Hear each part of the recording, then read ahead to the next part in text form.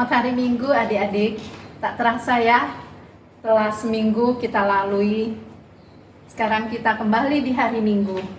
Langsung tahu bahwa sepekan yang kalian lalui, kalian punya banyak kesibukan.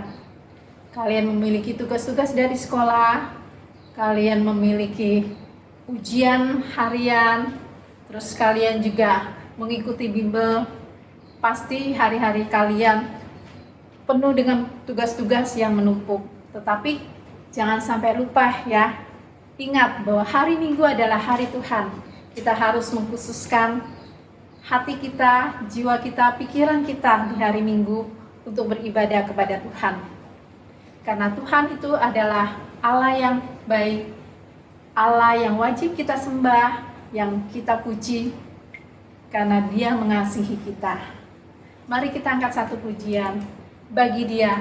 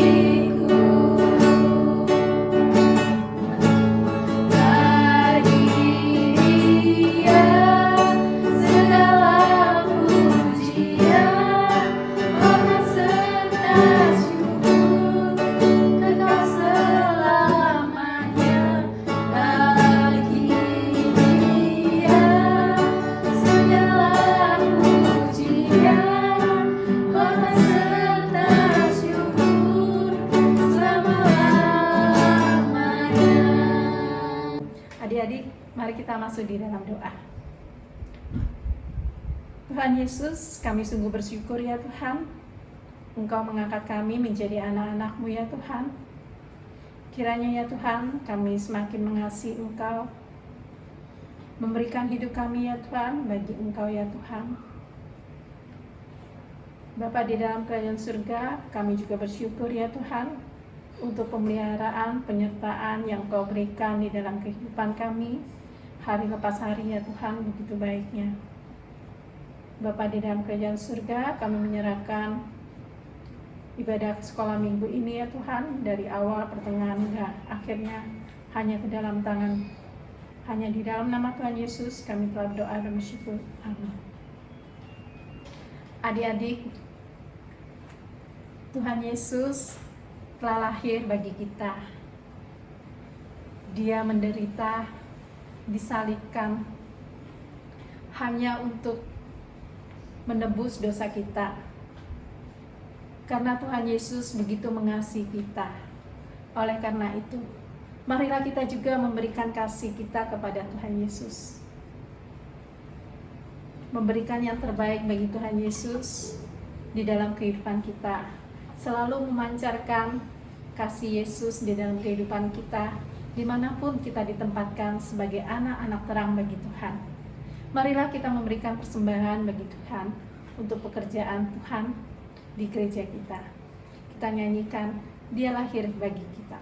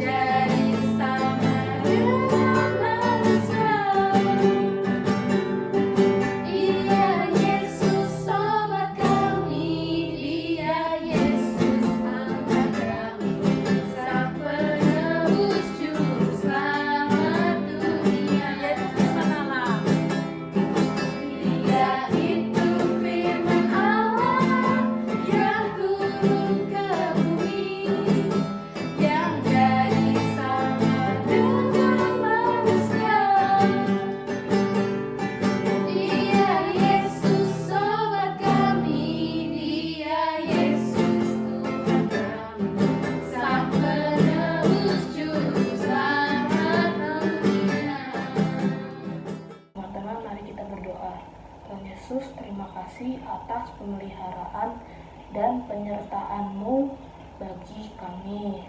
Terima kasih Tuhan Yesus. Kami boleh memberikan persembahan.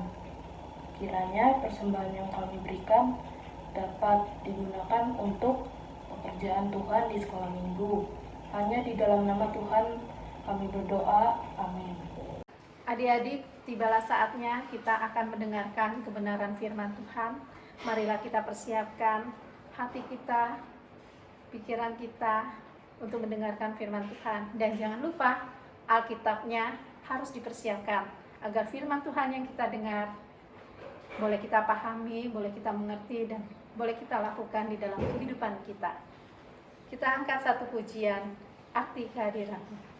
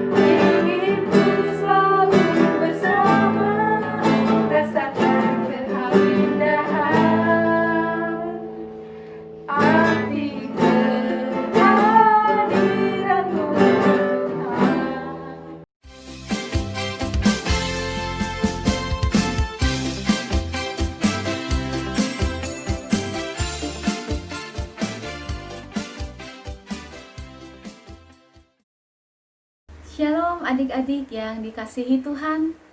Kita akan kembali belajar dari surat-surat Paulus. Dan siang ini kita akan belajar mengenai surat Paulus kepada jemaat di Tesalonika. Sebelum kita bersama-sama mempelajarinya, mari kita tundukkan kepala, kita berdoa meminta pertolongan dari Tuhan. Mari kita berdoa. Tuhan, kami bersyukur untuk kebaikan dan kemurahan Tuhan di dalam kehidupan kami. Saat ini kami akan mempelajari kitab Tesalonika. Tuhan, tolong pimpin kami dan berkati kami. Berkati juga contoh Maria yang akan menyampaikan firman-Mu. Terima kasih Tuhan, ini doa kami. Di dalam nama Tuhan Yesus, kami bersyukur dan berdoa. Amin. Adik-adik, Paulus mengunjungi kota Tesalonika dalam perjalanan misinya yang kedua. Kita bisa lihat di peta berikut ini. Nah, waktu Paulus menulis suratnya kepada jemaat di Tesalonika, Paulus sedang berada di Korintus. Kisah tentang pelayanan Paulus dan teman-temannya di kota Tesalonika bisa kita baca di dalam Kisah Para Rasul 17 ayat 1 sampai 10. Di sana dicatat bagaimana Paulus mengajar di rumah ibadah dan Paulus menunjukkan bahwa Mesias harus menderita dan Mesias itu sudah bangkit. Mesias itu adalah Yesus. Pengajaran yang dilakukan oleh Paulus membuat orang-orang di Tesalonika, baik itu orang Yahudi maupun orang non-Yahudi, menjadi percaya kepada Yesus, sehingga terbentuklah jemaat di Tesalonika. Namun ternyata hal itu malah membuat orang-orang Yahudi yang ada di Tesalonika yang tidak percaya kepada Tuhan menjadi marah. Mereka mengacau, mereka membuat keributan, sampai-sampai akhirnya Paulus dan teman-temannya harus mengungsi dan meninggalkan kota Tesalonika. Surat Paulus yang pertama kepada jemaat di Tesalonika. Kemungkinan besar ini adalah surat paling awal Paulus, dan latar belakangnya ditemukan dalam kitab Kisah Para Rasul ketika Paulus dan rekan kerjanya, Silas, pergi ke kota Yunani kuno, Tesalonika. Dan setelah 1 bulan mengabarkan kabar baik tentang Yesus kepada banyak orang, sejumlah besar orang Yahudi dan Yunani memberikan janji setia mereka kepada Yesus, dan mereka membentuk komunitas gereja pertama di sana. Tapi masalah pun muncul. Pemberitaan Paulus tentang Yesus yang bangkit sebagai penguasa sejati di dunia menyebabkan kecurigaan. Jadi orang-orang Kristen di Tesalonika akhirnya dituduh menentang Kaisar Romawi ketika mereka mengatakan bahwa ada seorang raja lain, Yesus. Dan hal ini menyebabkan terjadinya sebuah penganiayaan yang sangat hebat, sehingga Paulus dan Silas harus melarikan diri dari kota, dan ini sangat menyakitkan bagi mereka karena mereka sangat mengasihi jemaat di sana. Sehingga surat ini adalah usaha Paulus untuk berhubungan kembali dengan orang-orang Kristen di Tesalonika setelah dia mendapat laporan dari Timotius bahwa keadaan mereka tidak sekedar baik. Ketika Paulus harus meninggalkan kota Tesalonika, Paulus menyuruh Timotius untuk datang mengunjungi Tesalonika dan melihat keadaan jemaat di sana. Ketika Timotius datang kembali mengunjungi Paulus, Timotius membawa kabar baik bahwa ternyata jemaat di Tesalonika memiliki keteguhan iman, memiliki keteguhan hati, dan mereka tetap setia untuk mengabarkan Injil. Tapi Timotius juga melaporkan mengenai berbagai masalah yang ternyata ada di tengah-tengah jemaat di Tesalonika. Mengenai persoalan cara hidup di tengah-tengah orang-orang yang tidak percaya. Dan juga mengenai akhir zaman. Ternyata orang-orang yang ada di Tesalonika khawatir kalau pada hari kedatangan Tuhan yang kedua kalinya, orang-orang yang sudah meninggal itu tidak akan lebih beruntung dibandingkan orang-orang yang masih hidup. Geralah Paulus menuliskan suratnya yang pertama kepada jemaat di Tesalonika. Pertama-tama Paulus mengucap syukur kepada Tuhan mendengar berita bagaimana jemaat di Tesalonika memiliki keteguhan iman. Kemudian Paulus juga menjelaskan bahwa kepergiannya dari kota Tesalonika itu bukanlah pilihannya, sebagaimana yang dikatakan oleh orang-orang yang ada di Tesalonika. Dan itu bisa dibaca di dalam 1 Tesalonika 2 ayatnya yang kedua. Paulus meyakinkan jemaat di Tesalonika bahwa orang-orang percaya yang sudah meninggal sebelum kedatangan Tuhan yang kedua kali tidak akan mengalami kemalangan. Karena mereka nantinya akan dibangkitkan dan akan bergabung bersama dengan saudara-saudara mereka yang masih hidup. Paulus membahas sejumlah pertanyaan yang diajukan orang-orang Tesalonika tentang harapan kembalinya Yesus di masa depan. Nah, beberapa orang Kristen di gereja tersebut baru saja meninggal, kemungkinan besar dibunuh sebagai martir. Lalu teman dan keluarga mereka bertanya-tanya tentang nasib mereka saat Yesus kembali. Sehingga Paulus menjelaskan bahwa terlepas dari kesedihan dan rasa kehilangan mereka, bahkan kematian pun tidak dapat memisahkan orang Kristen dari kasih Yesus. Ketika dia kembali sebagai raja, dia akan memanggil orang-orang yang hidup dan yang mati kepada dirinya sendiri. Mari kita membuka firman Tuhan di dalam 1 Tesalonika pasalnya yang keempat, ayat 13 sampai 18. Kedatangan Tuhan. Selanjutnya kami tidak mau, saudara-saudara, bahwa kamu tidak mengetahui tentang mereka yang meninggal, supaya kamu jangan berduka cita seperti orang-orang lain yang tidak mempunyai pengharapan. Karena jikalau kita percaya bahwa Yesus telah mati dan telah bangkit, maka kita percaya juga bahwa mereka yang telah meninggal dalam Yesus akan dikumpulkan Allah bersama-sama dengan Dia. Ini kami katakan kepadamu dengan firman Tuhan. Kita yang hidup, yang masih tinggal sampai kedatangan Tuhan, sekali-kali tidak akan mendahului mereka yang telah meninggal. Sebab pada waktu tanda diberi, yaitu pada waktu penghulu malaikat berseru dan sangkakala Allah berbunyi, maka Tuhan sendiri akan turun dari sorga dan mereka yang mati dalam Kristus akan lebih dahulu bangkit. Sesudah itu, kita yang hidup, yang masih tinggal, akan diangkat bersama-sama dengan mereka dalam awan menyongsong Tuhan di angkasa. Demikianlah kita akan selama-lamanya bersama-sama dengan Tuhan. Karena itu, hiburkanlah seorang akan yang lain dengan perkataan-perkataan ini. Adik-adik, apa aja sih yang diajarkan oleh Paulus dalam firman Tuhan yang baru saja kita baca? Yuk kita lihat sama-sama. Yang ke-14 dikatakan Yesus telah mati dan telah bangkit. Kemudian ayatnya yang ke-16a, pada waktu penghulu malaikat berseru dan sangkakala Allah berbunyi, maka Tuhan sendiri akan turun dari sorga. Ayat 16b, mereka yang mati dalam Kristus akan lebih dahulu bangkit. Ayat 17a, kita yang hidup, yang masih tinggal, akan diangkat bersama-sama dengan mereka dalam awan menyongsong Tuhan di angkasa. Ayat 17b, kita akan selama-lamanya bersama-sama dengan Tuhan. Adik-adik, hal ini menjadi kekuatan buat jemaat di Tesalonika. Dan itulah tujuannya kenapa Paulus menuliskan hal ini. Dalam ayatnya yang ke-18, 1 Tesalonika 4 ayat 18. Tujuan Paulus menuliskan hal itu adalah untuk menghibur jemaat di Tesalonika. Adik-adik, tentunya hal ini akan menghibur dan menguatkan kita bahwa Tuhan Yesus pasti akan datang kembali. Kita memang nggak tahu kapan waktunya Tuhan Yesus akan datang kembali. Tidak ada satupun yang tahu kapan kedatangan Tuhan Yesus.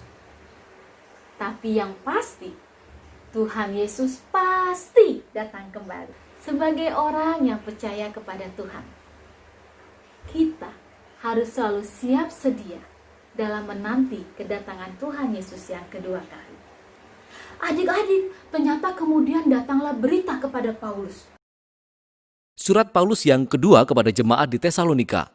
Jadi tidak lama setelah Paulus menulis 1 Tesalonika, dia mendapat laporan tentang orang-orang Kristen di Tesalonika. Dan bahwa masalah yang dia bahas dalam surat itu tidak hanya berlanjut namun semakin memburuk. Penganiayaan telah meningkat dan orang Kristen Tesalonika menjadi bingung dan takut tentang kedatangan Yesus. Jadi seseorang di komunitas gereja Tesalonika menyebarkan informasi yang salah atas nama Paulus, yang berkata bahwa tindakan keadilan terakhir Allah atas kejahatan manusia adalah hari Tuhan. Itu sudah menimpa mereka, itu sudah datang. Dan orang-orang ini mungkin telah memperkirakan tanggal tentang akhir dari semuanya. Dan mereka menakut-nakuti orang Kristen lainnya. Dan kita dapat melihat mengapa. Karena penganiayaan yang kuat, mereka rentan terhadap seseorang yang mengklaim bahwa Yesus telah datang seperti pencuri di malam hari. Mereka telah ditinggalkan. Mungkin Yesus meninggalkan jemaat Tesalonika di tengah penderitaan mereka. Pembicaraan semacam ini benar-benar mengesalkan Paulus. Hal ini menyalahartikan ajarannya. Kedatangan Yesus seharusnya tidak pernah menimbulkan rasa takut melainkan pengharapan dan keyakinan. Di dalam 2 Tesalonika pasal 1 ayat 6-12, Paulus menuliskan seperti ini. Yuk kita baca. Sebab memang adil bagi Allah untuk membalaskan penindasan kepada mereka yang menindas kamu, dan untuk memberikan kelegaan kepada kamu yang ditindas, dan juga kepada kami, pada waktu Tuhan Yesus dari dalam sorga menyatakan dirinya bersama-sama dengan malaikat-malaikatnya dalam kuasanya di dalam api yang menyala-nyala, dan mengadakan pembalasan terhadap mereka yang tidak mau mengenal Allah dan tidak mentaati Injil Yesus Tuhan kita. Mereka ini akan menjalani hukuman kebinasaan selama-lamanya, dijauhkan dari hadirat Tuhan dan dari kemuliaan kekuatannya. Apabila ia datang pada hari itu, untuk dimuliakan di antara orang-orang kudusnya, dan untuk dikagumi oleh semua orang yang percaya, sebab kesaksian yang kami bawa kepadamu telah kamu percayai. Karena itu kami senantiasa berdoa juga untuk kamu, supaya Allah kita menganggap kamu layak bagi panggilannya, dan dengan kekuatannya menyempurnakan kehendakmu untuk berbuat baik dan menyempurnakan segala pekerjaan imanmu, sehingga nama Yesus Tuhan kita dimuliakan di dalam kamu dan kamu di dalam Dia, menurut kasih karunia Allah kita dan Tuhan Yesus Kristus. Di dalam ayat yang tadi sudah kita baca, Paulus mengajarkan ayatnya yang ke-8. Kristus akan mengadakan pembalasan terhadap mereka yang tidak mau mengenal Allah dan tidak mentaati Injil Yesus. Lalu di dalam ayatnya yang ke-10, Kristus datang pada hari itu untuk dimuliakan di antara orang-orang kudusnya dan untuk dikagumi oleh semua orang yang percaya. Adik-adik, ternyata pada hari Tuhan itu, orang-orang yang tidak percaya kepada Yesus akan mengalami penghukuman. Sedangkan orang-orang yang percaya kepada Yesus akan bersukacita bersama dengan Yesus. Tentunya ini menjadi pengharapan dan kekuatan bagi jemaat di Tesalonika ketika mereka mengalami penganiayaan oleh karena iman mereka. Adik-adik, kepastian bahwa Yesus akan datang kembali akan memberikan kekuatan kepada kita dan membuat kita teguh di dalam iman kita, bahwa di tengah-tengah penganiayaan, di tengah-tengah kesulitan mengikut Yesus, kita bisa tetap bertahan oleh karena adanya pengharapan Yesus akan datang kembali. Adik-adik, ternyata pemahaman bahwa Yesus akan datang kedua kali itu juga disalahpahami oleh beberapa orang. Mereka menganggap bahwa Yesus akan datang kembali, waktunya sudah dekat nih. Udah males-malesan udah nggak usah bekerja Akhirnya mereka betul-betul tidak bekerja. Mereka cuma bermalas-malasan dan duduk-duduk saja. Mereka tidak mempergunakan waktu mereka dengan baik. Mereka tidak lagi mau bekerja dengan baik karena merasa hari Tuhan sudah dekat dan mereka bisa bersantai. Tentu saja apa yang dilakukan oleh mereka itu tidak benar. Dan Paulus mengingatkan mereka, mendorong mereka, ayo tetap bekerja. Ayo tetap teguh di dalam iman. Ayo tetap bersandar kepada firman Tuhan. Dia berkata, inilah kondisi idealnya. Seorang pengikut Yesus harus meneladani kasih Yesus yang memberi diri dengan bekerja keras sehingga mereka dapat menafkahi dirinya sendiri. Sehingga hidup mereka dapat bermanfaat bagi orang lain. Paulus mengatakan jangan bermalas-malasan. Ayo bekerja. Ayo hidup bagi Kristus. Dengan cara bagaimana? Dengan hidup berkenan kepada Allah. Hidup di dalam kasih persaudaraan. Hidup sebagai orang-orang yang sopan. Hidup saling membangun satu dengan yang lain. Hidup dengan tetap berdoa dan mengucap syukur. Hidup yang berdiri teguh di dalam Kristus dan berpegang pada ajaran-ajaran Kristus. Adik-adik, pengharapan kita akan kedatangan Kristus yang kedua kali tentunya akan membuat kita menjalani kehidupan ini dengan penuh tanggung jawab. Melakukan segala sesuatu dengan memberikan yang terbaik bagi Tuhan. Karena kita tahu Tuhan akan datang kembali. Adik-adik, surat Paulus kepada jemaat di Tesalonika ini berlaku juga buat setiap kita. Kita harus memiliki pengharapan bahwa Yesus yang kita percayai, Dia adalah Mesias yang menderita dan yang sudah bangkit dari antara orang mati, yang nantinya akan datang kembali. Pengharapan itu akan menguatkan kita untuk tetap bertahan di dalam iman percaya kita kepada Yesus. Dan ingat, saat kita menantikan kedatangan Kristus yang kedua kali, kita tetap harus menjalani hidup ini dengan penuh tanggung jawab. Menjalani kehidupan ini dengan hidup berkenan kepada Allah. Kita tetap harus bekerja, melakukan yang terbaik di sekolah, di rumah, dimanapun kita berada. Jangan bermalas-malasan, karena kita tahu kita bertanggung jawab kepada Tuhan. Dan hal itulah yang menyenangkan hati Tuhan. Demikianlah yang bisa kita pelajari dari surat Paulus kepada jemaat di Tesalonika. Mari sebelum kita menutup di dalam doa, kita akan membaca ayat hafalan kita di dalam 1 Korintus 13 ayat 8. Kasih tidak berkesudahan, nubuat akan berakhir, bahasa roh akan berhenti, pengetahuan akan lenyap. Mari kita tundukkan kepala, kita berdoa. Tuhan, biarlah firman Tuhan ini memberikan kami pengharapan bahwa Engkau akan kembali datang. Dan biarlah membuat kami semakin tekun menantikan kedatangan-Mu sambil terus menjalani hidup yang Engkau anugerahkan dengan baik, dengan penuh tanggung jawab. Tolonglah kami agar kami bisa hidup layak di hadapan Tuhan dan memberikan yang terbaik bagi Tuhan, sehingga kami melakukan segala sesuatu yang menyenangkan hati Tuhan. Terima kasih Tuhan, ini doa kami. Di dalam nama Tuhan Yesus kami bersyukur. Amin. Amin. Tuhan Yesus memberkati kita.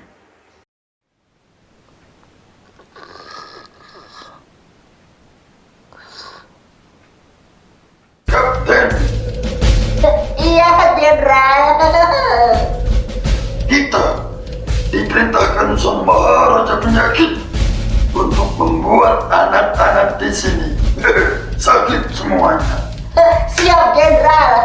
Telah aku siapkan ribuan pasukan kuman, berjuta pasukan virus, bakteri, dan cacing serta jamur yang akan membuat anak-anak di sini sakit perut, sakit gigi, telinganya congekan, pilek, dan demam berdarah. Bagus, naiklah ke kaki-kaki lalat, moncong-moncong nyamuk, tangan yang tidak dicuci ketika sebelum makan, kaki yang malas dicuci sebelum tidur, rambut tak dikeramas, serta badan yang tidak pakai sabun ketika mandi.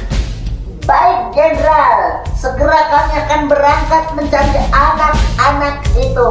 Pasukan, maju!